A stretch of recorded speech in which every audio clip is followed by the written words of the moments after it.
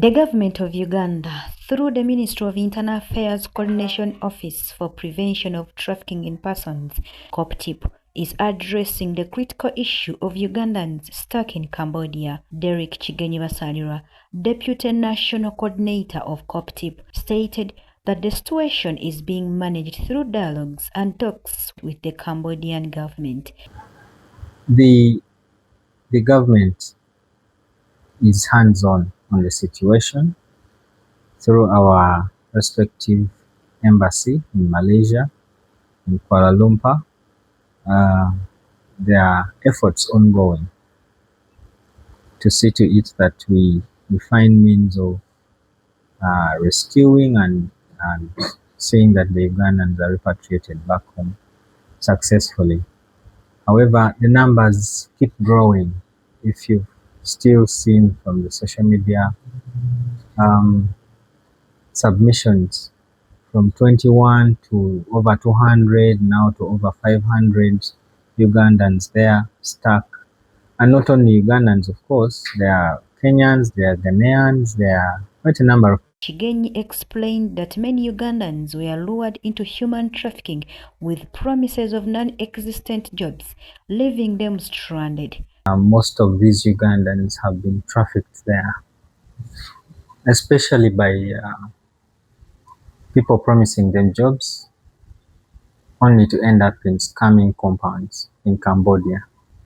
Scamming compounds were rounded off by the Cambodian government. And so many of the migrants, not only Ugandans there, because there are also Kenyans, people from Ghana, and the like, Burundi. So most of these victims are left alone, because once the scamming compounds were rounded off, they were only asked to get out of the compounds and be on their way. Remember, they cannot be on their way. One of the things that the scammers or the traffickers do is to take away the travel documents from their victims. So you find some of the Ugandans may have their travel documents, others may not have their travel documents. But again, also, they cannot just find their way to the airport. They cannot just go, because the authorities also find them existing illegally. Some have been there for over a year in Cambodia. And so they've accumulated what we call illegal stay in that country, because you work there without a permit, then you're illegally working there. However, he says the lack of a labor agreement between Uganda and Cambodia complicates efforts to respond swiftly. We do not yet have a bilateral arrangement with Cambodia in terms of labor externalization. So our people in Cambodia especially are there, but they did not exit the country under the arrangement of labor externalization.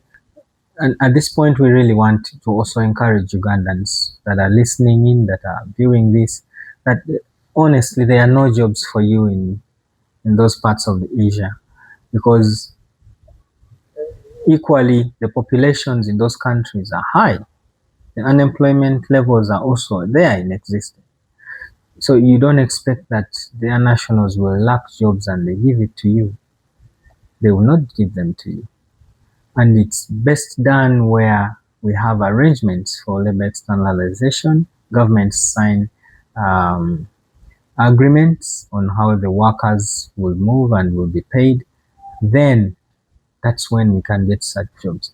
But whenever you're in such a situation, you end up only in the hands of the traffickers that will exploit you to the maximum.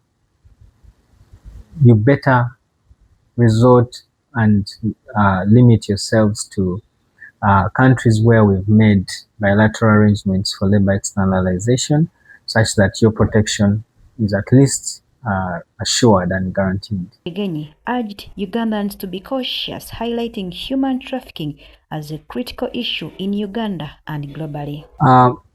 We learned that most of our people who ended up in Cambodia actually got links online links they were sent to, and following through the prompts on the link, they interacted with the traffickers, and the traffickers now started the arrangement of flights, tickets, and also asking many to process documents like the passports.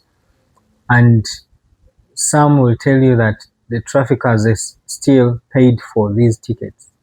They paid for this travel, whereas others will tell you that they invested their monies to end up there. And they did not go directly to Cambodia. They moved to China, and then many, after arriving in China, would end up in Cambodia on boats and maybe by road also, but largely on these boats.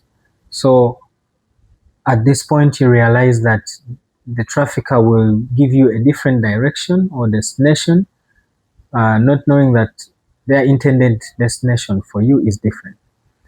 Because I'm pretty sure that many thought they were going to work, some in China, that their destination was China, only to end up in Cambodia.